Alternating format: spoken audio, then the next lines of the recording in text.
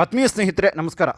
ಯಾವಾಗ Yaduveer Krishnadatta Chamaraja ಒಡೆಯರವರು B J ಪಿಯನ್ನು ಸೇರಿಕೊಂಡು ಬಿ ಜೆ ಪಿಯಿಂದ ಮೈಸೂರು ಲೋಕಸಭಾ ಕ್ಷೇತ್ರಕ್ಕೆ ಅಭ್ಯರ್ಥಿಯಾಗಿ ಕಣಕ್ಕಿಳಿತಾರೋ ಆಗ ಮತ್ತೊಂದು ರೀತಿಯಾಗಿ ಅವರನ್ನು ಹೇಗಾದರೂ ಮಾಡಿ ಸೋಲಿಸಲೇಬೇಕು ಮತ್ತು ಆ ಒಂದು ಕ್ಷೇತ್ರವನ್ನು ತಮ್ಮ ವಶಕ್ಕೆ ಪಡ್ಕೊಳ್ಳಬೇಕು ಅನ್ನುವಂತಹ ಒಂದು ಮಾಸ್ಟರ್ ಪ್ಲಾನನ್ನು ಈಗ ಸಿದ್ದರಾಮಯ್ಯನವರು ರೂಪಿಸಿದ್ದಾರೆ.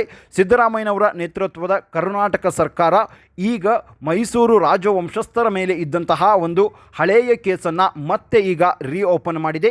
ಸ್ವತಃ ಮುಖ್ಯಮಂತ್ರಿ ಸಿದ್ದರಾಮಯ್ಯನವರು ಅಧಿಕಾರಿಗಳಿಗೆ ಖಡಕ್ ಆಗಿರುವಂತಹ ಸೂಚನೆಯನ್ನು ಕೊಟ್ಟಿದ್ದಾರೆ. ಆ ಒಂದು ಕೇಸ್ನ ವಿಚಾರವಾಗಿ ಆದಷ್ಟು ಬೇಗ ಒಂದು ತಾರ್ಕಿಕ ಅಂತ್ಯಕ್ಕೆ ತೆಗೆದುಕೊಂಡು ಬನ್ನಿ, ಇಷ್ಟು ದಿವಸ ನೀವು ಏನೆಲ್ಲ ಮಾಡ್ತಾ ಇದ್ರಿ ಅನ್ನುವಂತಹ ಒಂದಷ್ಟು ಮಾತಿನ ಚಾಟಿಯೇಟನ್ನು ಬೀಸಿದ್ದಾರೆ.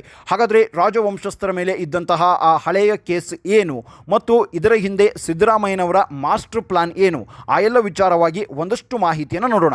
ಗೆಳೆಯರೆ, 1996ರಲ್ಲಿ ಆಗ ದೇವೇಗೌಡರು ನೇತೃತ್ವದ ಸರ್ಕಾರ ಇಲ್ಲಿ ಇರುತ್ತೆ. ಸಿದ್ದರಾಮಯ್ಯನವರು ಉಪಮುಖ್ಯಮಂತ್ರಿಯಾಗಿರ್ತಾರೆ. ಆಗ ಬೆಂಗಳೂರಿನಲ್ಲಿ ಮೈಸೂರು ರಾಜವಂಶಸ್ಥರಿಗೆ ಸೇರಿದಂತಹ ಅರಮನೆಯನ್ನು ಸರ್ಕಾರ ವಶಪಡಿಸ್ಕೊಳ್ಳೋದಕ್ಕೆ ಮುಂದಾಗತ್ತೆ. ಏನು ವಶಪಡಿಸ್ಕೊಳ್ಳೋದಕ್ಕೆ ಮುಂದಾಗತ್ತೆ ಅಂದರೆ, ಈಗ ಪ್ರಜಾಪ್ರಭುತ್ವ ಇದೆ, ರಾಜಪ್ರಭುತ್ವ ಇಲ್ಲ. ಹಾಗಾಗಿ ಆ ಎಲ್ಲ ಆಸ್ತಿಯನ್ನು ಸರ್ಕಾರಕ್ಕೆ ಕೊಡಬೇಕು ಅಂತ.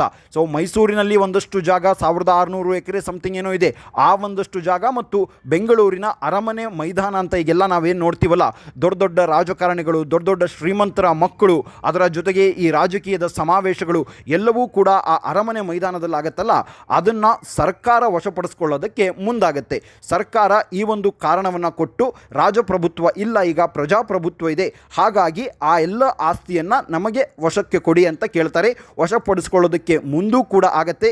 ಆಗ ಶ್ರೀಕಂಠದತ್ತ ನರಸಿಂಹರಾಜ ಒಡೆಯರವರು ಸುಪ್ರೀಂ ಹೈಕೋರ್ಟ್ನಲ್ಲಿ ಕೇಸನ್ನು ಹಾಕ್ತಾರೆ. ಇಲ್ಲ, ಇದನ್ನು ವಶಪಡಿಸ್ಕೊಳ್ಳೋದಕ್ಕೆ ಸಾಧ್ಯ ಇಲ್ಲ. ಸ್ವಾತಂತ್ರ್ಯದ ಸಂದರ್ಭದಲ್ಲಿ, ಸ್ವಾತಂತ್ರ್ಯ ಆಗಬೇಕಾಗಿರುವಂತಹ ಸಂದರ್ಭದಲ್ಲಿ ನಾವೇನು ಭಾರತದ ಒಕ್ಕೂಟಕ್ಕೆ ಬಂದ್ವಲ್ಲ, ಆಗ ಈ ಎಲ್ಲ ಆಸ್ತಿಯನ್ನು ನಾವು ಇಟ್ಕೊಳ್ತೀವಿ ಅಂತ ಹೇಳಿದ್ವಿ. ಆದರೆ ಈಗ ಸರ್ಕಾರ ವಶಪಡಿಸ್ಕೊಳ್ಳೋದಕ್ಕೆ ಮುಂದಾಗುತ್ತೆ. ಇದು ನಮ್ಮ ವಂಶಕ್ಕೆ ಸೇರಿದ್ದು ಅಂತ ಒಂದು ಕೇಸನ್ನು ಹಾಕ್ತಾರೆ. ಆದರೆ ಹೈಕೋರ್ಟ್ನಲ್ಲಿ ಕೇಸ್ ಕರ್ನಾಟಕ ಸರ್ಕಾರದ ಪರವಾಗಿ ಆಗುತ್ತೆ. ಕರ್ನಾಟಕದ ಸರ್ಕಾರದ ಪರವಾಗಿ ಹೌದು, ಈ ಒಂದು ಆಸ್ತಿಯೆಲ್ಲ ಏನಿದೆಯಲ್ಲ ಅದು ಸರ್ಕಾರ ವಶಪಡಿಸ್ಕೊಳ್ಳಲೇಬೇಕು. ಯಾಕೆ ಅಂದರೆ ಇದು ಪ್ರಜಾಪ್ರಭುತ್ವ ಅನ್ನುವಂತಹ ಅಭಿಪ್ರಾಯವನ್ನು ಕರ್ನಾಟಕ ಹೈಕೋರ್ಟ್ ಆಗ ಪಟ್ಟಿರುತ್ತೆ. ಆಗ ಶ್ರೀಕಂಠದತ್ತ ನರಸಿಂಹರಾಜ ಒಡೆಯರ್ ಅವರು ಏನು ಮಾಡ್ತಾರೆ, ಸುಪ್ರೀಂ ಕೋರ್ಟ್ಗೆ ಹೋಗ್ತಾರೆ. ಸುಪ್ರೀಂ ಕೋರ್ಟ್ಗೆ ಹೋಗಿ ಸುಪ್ರೀಂ ಕೋರ್ಟ್ನಲ್ಲಿ ಒಂದು ಕೇಸನ್ನು ಹಾಕ್ತಾರೆ, ಮೇಲ್ಮನವಿಯನ್ನು ಸಲ್ಲಿಸ್ತಾರೆ. ಏನಂತ ಮೇಲ್ಮನವಿಯನ್ನು ಸಲ್ಲಿಸ್ತಾರೆ ಅಂದರೆ, ಅಲ್ಲಿ ಅವರು ಬೇರೆಯದ್ದೇ ಆಗಿರುವಂತಹ ಒಂದು ರೀತಿಯಾಗಿ ಮೇಲ್ಮನವಿಯನ್ನು ಸಲ್ಲಿಸ್ತಾರೆ. ಈ ಜಾಗ ಏನಿದೆಯಲ್ಲ ಇದನ್ನು ವಶಪಡಿಸ್ಕೊಳ್ಳೋದಕ್ಕೆ ಆಗೋದಿಲ್ಲ.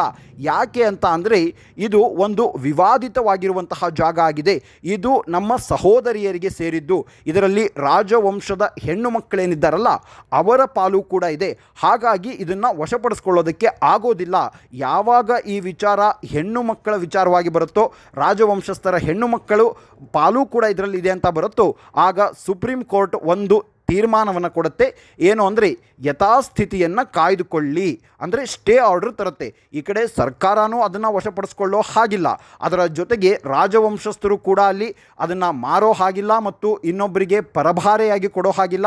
ಅದರ ಜೊತೆಗೆ ಆ ಒಂದು ಜಾಗದಲ್ಲಿ ಏನನ್ನೂ ಕೂಡ ನಿರ್ಮಿಸುವ ಹಾಗಿಲ್ಲ. ಯಾವುದೇ ಹೊಸ ರೀತಿಯಾಗಿರುವಂತಹ ಕನ್ಸ್ಟ್ರಕ್ಷನ್ಗಳು ಅದು ಇದು ಏನೂ ಕೂಡ ಮಾಡೋ ಹಾಗಿಲ್ಲ. ಸೊ ಹಾಗಾಗಿ ಆ ಒಂದು ಜಾಗ ಇವತ್ತಿಗೂ ಕೂಡ ಹಾಗೆ ಖಾಲಿಯಾಗಿದೆ. ಸುಮಾರು 472 ಎಕರೆ ಇದೆ. 472 ಎಕರೆ ಜಾಗ ಬೆಂಗಳೂರಿನ ಹೃದಯ ಭಾಗದಲ್ಲಿದೆ ಅಂದರೆ ನಮ್ಮ ಈ ರಿಯಲ್ ಎಸ್ಟೇಟ್ ಅವರು ಮತ್ತು ಈ ನಮ್ಮ ರಾಜಕಾರಣಿಗಳು ಅದನ್ನು ಸುಮ್ಮನೆ ಬಿಡ್ತಿದ್ರ? ಅಲ್ಲಿ ದೊಡ್ಡ ದೊಡ್ಡ ಅಪಾರ್ಟ್ಮೆಂಟ್ಗಳನ್ನು ಕಟ್ಟಿ ಏನೋ ಮಾಡ್ತಾಯಿದ್ರು.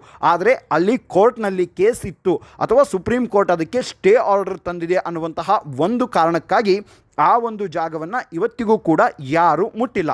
ಆನಂತರ 2006, 2007ರಲ್ಲಿ ಇದ್ದಂತಹ ಸರ್ಕಾರ ಏನು ಮಾಡುತ್ತೆ, 15 ಎಕರೆ ಜಾಗವನ್ನು ವಶಪಡಿಸ್ಕೊಳ್ಳುತ್ತೆ. ಏನು ಅಂದರೆ, ರಸ್ತೆಯನ್ನು ಅಗಲೀಕರಣ ಮಾಡಬೇಕು. ಆ ಒಂದು ರೋಡ್ ನೀವೇ ನೋಡಿದ್ದೀರಾ, ಕಾವೇರಿ ಜಂಕ್ಷನ್, ಆ ಒಂದು ಪ್ಯಾಲೇಸ್ ಗ್ರೌಂಡ್ ರೋಡ್ ನೀವೇ ನೋಡಿದ್ದೀರಾ, ಎಷ್ಟು ಇಕ್ಕಟ್ಟಾಗಿರುವಂತಹ ರೋಡ್ ಅದು. ಸೊ ಹಾಗಾಗಿ ಆ ಒಂದು ರೋಡ್ನ ಅಗಲೀಕರಣವನ್ನು ಮಾಡ್ತೀವಿ ಅಂದಾಗ ರಾಜವಂಶಸ್ಥರು ಕೂಡ ಅದನ್ನು ಬಿಟ್ಟು ಕೊಡ್ತಾರೆ. ಓಕೆ, 15 ಎಕರೆ ಜಾಗ ಅಲ್ವಾ, ಆಯಿತು, ಸುಗಮ ಸಂಚಾರಕ್ಕೆ ವ್ಯವಸ್ಥೆ ಆಗತ್ತೆ ಅಂತ. ಆದರೆ ಸರ್ಕಾರ ಅದನ್ನು ಅಭಿವೃದ್ಧಿನೂ ಮಾಡೋದಿಲ್ಲ, ರಸ್ತೆಯನ್ನು ಅಗಲೀಕರಣನೂ ಮಾಡೋದಿಲ್ಲ. ಆಗ ಸರ್ಕಾರ ಬದಲಾಗತ್ತೆ. ಹಾಗೆ ಏನೆಲ್ಲ ರಾಜಕೀಯ ಹೈಡ್ರಾಮಾಗಳು ಆದವು ನಿಮ್ಮೆಲ್ಲರಿಗೂ ಕೂಡ ಗೊತ್ತಿದೆ. ಸೊ ಹಾಗಾಗಿ ಆ ನಂತರ ಅಲ್ಲಿ ಏನೂ ಕೂಡ ಆಗೋದಿಲ್ಲ. ಆ ಒಂದು ವಿಚಾರವಾಗಿ ಮತ್ತೆ ರಾಜವಂಶಸ್ಥರು ಕೋರ್ಟ್ನ ಮೊರೆ ಹೋಗ್ತಾರೆ. ಈಗ ಸರ್ಕಾರ ಆಲ್ರೆಡಿ 15 ಎಕರೆ ಜಾಗವನ್ನು ವಶಪಡಿಸ್ಕೊಂಡಿದೆ, ಆದರೆ ಅಲ್ಲಿ ಏನನ್ನು ಕೂಡ ಅಭಿವೃದ್ಧಿ ಮಾಡ್ತಾ ಇಲ್ಲ. ಈ ಜಾಗವನ್ನು ನಾವು ಮತ್ತೆ ಸರ್ಕಾರಕ್ಕೆ ಕೊಟ್ಟರೆ ಅದನ್ನು ಅವರು ಹಾಳು ಮಾಡ್ತಾರೆ ಅನ್ನುವಂತಹ ನಿಟ್ಟಿನಲ್ಲಿ ಕೋರ್ಟ್ಗೆ ಮತ್ತೆ ಮೊರೆ ಹೋಗ್ತಾರೆ. ಆಗ ಕೋರ್ಟ್ ಹಿಂದೆ ನೀಡಿದ್ದಂತಹ ತೀರ್ಪನ್ನು ಎತ್ತಿ ಹಿಡಿಯುತ್ತೆ. ಈಗ ಆ ಕೇಸ್ ಮತ್ತೆ ರಿಓಪನ್ ಆಗಿದೆ. ಕೋರ್ಟ್ ಈಗ ಆಗಿದ್ದಂತಹ ಕೆಲವು ಅಧಿಕಾರಿಗಳನ್ನು, ಆಗಿದ್ದಂತಹ ಈ PWD ಆಫೀಸರ್ಸ್ಗಳು ಮತ್ತು BBMP ಕಮಿಷನರ್ಗಳು ಯಾರಿದ್ರಲ್ಲ ಅವರ ಎಲ್ರಿಗೂ ಕೂಡ ಈಗ ಕೋರ್ಟ್ ನೋಟಿಸ್ ಕೊಟ್ಟಿದೆ. ಈಗ ವಶವನ್ನೇನೋ ಪಡಿಸ್ಕೊಂಡ್ರಿ, ಯಾಕೆ ಅಭಿವೃದ್ಧಿ ಮಾಡಿಲ್ಲ, ಏನು ಮಾಡಿಲ್ಲ ಅನ್ನುವಂತಹ ವಿಚಾರವಾಗಿ. ಸೊ ಯಾವಾಗ ಈ ಕೇಸ್ನ ವಿಚಾರವಾಗಿ ನೋಟಿಸ್ ಹೋಯಿತೋ ಅದರ ಜೊತೆಗೆ ಯದುವೀರ ಕೃಷ್ಣದತ್ತ ಒಡೆಯರವರು BJPಯನ್ನು ಸೇರಿಕೊಂಡು ಮೈಸೂರು ಲೋಕಸಭಾ ಕ್ಷೇತ್ರದಿಂದ ಚುನಾವಣೆಗೆ ಸ್ಪರ್ಧೆ ಮಾಡೋದಕ್ಕೆ ರೆಡಿಯಾದರು. ಆಗ ಸಿದ್ದರಾಮಯ್ಯನವರು ಈ ಒಂದು ಕೇಸನ್ನು ಮತ್ತೆ ರಿಓಪನ್ ಮಾಡ್ತಾರೆ. ಅಧಿಕಾರಿಗಳನ್ನು ಕರೀತಾರೆ. ಕಾನೂನು ಸಚಿವಾಲಯಕ್ಕೂ ಕೂಡ ಅವರು ಖಡಕ್ಕಾಗಿರುವಂತಹ ವಾರ್ನಿಂಗನ್ನು ಕೊಡ್ತಾರೆ. ಒಬ್ಬ ಒಳ್ಳೆಯ ಲಾಯರನ್ನು ನಿರ್ಮಿಸಿ ಆದಷ್ಟು ಬೇಗ ಈ ಒಂದು ಆಸ್ತಿ ಏನಿದೆಯಲ್ಲ ಅದು ಸರ್ಕಾರದ ವಶವಾಗಬೇಕು, ಆ ರೀತಿಯಾಗಿ ವಾದವನ್ನು ಮಾಡುವಂತಹ ಒಬ್ಬ ಅದ್ಭುತವಾದಂತಹ ಲಾಯರನ್ನು ಕರೆಸಿ ಇದನ್ನು ಆದಷ್ಟು ಬೇಗ ತೀರ್ಮಾನವನ್ನು ಮಾಡಿ ಅಂತ. ಇದರ ಹಿಂದೆ ಇರುವಂತಹ ಮಾಸ್ಟರ್ ಪ್ಲ್ಯಾನ್ ಏನು ಅಂದರೆ, ಈಗ BJP ಸರ್ಕಾರ ಮತ್ತು JDS, BJP ಮತ್ತು JDS ಈಗ ಮೈತ್ರಿಗಳಾಗಿದೆ. ಸೊ ಈ ಮೈತ್ರಿ ಅಭ್ಯರ್ಥಿಗಳು ಅಥವಾ ಈ ಮೈತ್ರಿ ಪಕ್ಷದಲ್ಲಿರುವಂಥವರು ಯಾರೂ ಕೂಡ ಅದರ ಬಗ್ಗೆ ಚಕಾರ ಎತ್ತೋ ಹಾಗಿಲ್ಲ. ಇದು ರಾಜಕೀಯ ಕುತಂತ್ರ ಹಾಗೆ ಹೀಗೆ ಅಂತ ಚಕಾರ ಎತ್ತೋ ಹಾಗಿಲ್ಲ. ಯಾಕೆ ಅಂದರೆ ಈ ಒಂದು ಬಿಲ್ ಪಾಸ್ ಆಗಿದ್ದು ಯಾವಾಗ ದೇವೇಗೌಡರ ನೇತೃತ್ವದ ಸರ್ಕಾರ ಇದ್ದಾಗ. ಸೊ ಸ್ವತಃ ದೇವೇಗೌಡರೇ ಅದನ್ನು ಮಾಡೋದಕ್ಕೆ ಹೇಳಿರ್ತಾರೆ. ಸೊ ದೇವೇಗೌಡರೇ ಈಗ ಅದ್ರ ಬಗ್ಗೆ ಉಲ್ಟಾ ಮಾತನಾಡೋದಕ್ಕಾಗೋದಿಲ್ಲ, ಅದ್ರ ಬಗ್ಗೆ ಅವರು ಚಕಾರ ಎತ್ತೋದಕ್ಕೆ ಆಗೋದಿಲ್ಲ. ಸೊ ಆ ಒಂದು ಮಾಸ್ಟರ್ ಪ್ಲ್ಯಾನ್, ಅದರ ಜೊತೆಗೆ ಈ ವಿಚಾರವಾಗಿ ರಾಜವಂಶಸ್ಥರೇನಾದರೂ ಪಟ್ಟು ಹಿಡಿದ್ರೆ ಸೊ ಇದು ಪ್ರಜಾಪ್ರಭುತ್ವ ರಾಜಪ್ರಭುತ್ವ ಇಲ್ಲ, ಆಗ ಆ ಒಂದು ವಿಚಾರವಾಗಿ ಅದು ದೊಡ್ಡ ಮಟ್ಟದ ಇಶ್ಯೂ ಆಗುತ್ತೆ. ದೊಡ್ಡ ಮಟ್ಟದ ಇಶ್ಯೂ ಆದರೆ ಮೈಸೂರು ಲೋಕಸಭಾ ಕ್ಷೇತ್ರದಲ್ಲಿ ಅದು ಕಾಂಗ್ರೆಸ್ಗೆ ಪ್ಲಸ್ ಆಗುವಂತಹ ಸಾಧ್ಯತೆಗಳು ಕೂಡ ಇದೆ. ಇದೇ ವಿಚಾರವನ್ನು ಪ್ರತಾಪ್ ಸಿಂಹ ಅವರು ಕೂಡ ಮಾತನಾಡಿದರು. ಪ್ರತಾಪ್ ಸಿಂಹ ಅವರಿಗೆ ಯಾವಾಗ ಟಿಕೆಟ್ ಸಿಗಲ್ಲ ಅಂತ ಕನ್ಫರ್ಮ್ ಆಯಿತೋ ಆಗ ಅವರು ಮಾತಾಡಿದ್ದನ್ನು ನೀವೇ ಕೇಳಿಸ್ಕೊಂಡಿದ್ದೀರಾ. ಸೊ ಏನು ಅಂದರೆ ಒಂದಷ್ಟು ಆಸ್ತಿ ಎಲ್ಲವೂ ಕೂಡ ಈಗ ಕೋರ್ಟ್ ಕೇಸ್ನಲ್ಲಿದೆ. ಈಗ ಯದುವೀರ ದತ್ತ ಒಡೆಯರವರು ರಾಜಕಾರಣಕ್ಕೆ ಬರ್ತಾ ಇದ್ದಾರೆ ಅಂದರೆ ಅವರು ಸರ್ಕಾರಕ್ಕೆ ಬರ್ತಾ ಇದ್ದಾರೆ ಅಂತ ಅಂದರೆ ಅವರು ಅದನ್ನು ಸರ್ಕಾರಕ್ಕೆ ಬಿಟ್ಟುಕೊಡಲಿ, ಅಲ್ಲಿ ಒಂದಷ್ಟು ಅಭಿವೃದ್ಧಿ ಕೆಲಸಗಳು ಅದೆಲ್ಲವೂ ಕೂಡ ಆಗತ್ತೆ ಅನ್ನುವಂತಹ ಒಂದು ಮಾತನ್ನು ಆಡಿದ್ದಾರೆ. ಒಟ್ಟಾರೆಯಾಗಿ ಹೇಳಬೇಕು ಅಂದರೆ ಗೆಳೆಯರೇ, ಒಂದು ರಾಜಕೀಯದಲ್ಲಿ ಯಾವ ರೀತಿಯಾಗಿ ಇರುತ್ತೆ ಅನ್ನೋದು ನಿಮಗೆ ಇಲ್ಲಿ ಗೊತ್ತಾಗ್ತಾ ಇದೆ. ಸೊ ಇಷ್ಟು ದಿವಸ ಅದರ ಬಗ್ಗೆ ಯಾರೂ ಕೂಡ ತಲೆ ಕೆಡಿಸ್ಕೊಂಡಿರಲಿಲ್ಲ. ಸೊ 2013ರಲ್ಲೂ ಕೂಡ ಸಿದ್ದರಾಮಯ್ಯನವರ ಸರ್ಕಾರ ಇತ್ತು. ಸೊ ಆಗಲೂ ಕೂಡ ಯಾರೂ ತಲೆ ಕೆಡಿಸ್ಕೊಳ್ಳಿಲ್ಲ. ಸೊ ಆಗಲೂ ಇದರ ಬಗ್ಗೆ ಯಾರೂ ಚಕಾರ ಎತ್ತಲಿಲ್ಲ. ಆಗಲೂ ಈ ಒಂದು ಕೇಸನ್ನು ರಿಓಪನ್ ಮಾಡೋದಾಗಲಿ ಅಥವಾ ಈ ಒಂದು ಕೇಸ್ನ ವೇಗವನ್ನು ಮತ್ತಷ್ಟು ಹೆಚ್ಚು ಮಾಡೋದಾಗಲಿ ಅದು ಯಾವುದನ್ನು ಕೂಡ ಮಾಡಲಿಲ್ಲ. ಯಾವಾಗ ಕೃಷ್ಣದತ್ತ ಒಡೆಯರವರು ಮೈಸೂರು ಲೋಕಸಭಾ ಕ್ಷೇತ್ರದಿಂದ BJPಯಿಂದ ಸ್ಪರ್ಧಿಸ್ತಾರೆ ಅನ್ನೋದು ಗೊತ್ತಾಯಿತು, ಆಗ ಇಮಿಡಿಯೇಟ್ ಆಗಿರುವಂತಹ ಆ್ಯಕ್ಷನ್ಗೆ ಸಿದ್ದರಾಮಯ್ಯನವರು ಮುಂದಾಗಿದ್ದಾರೆ.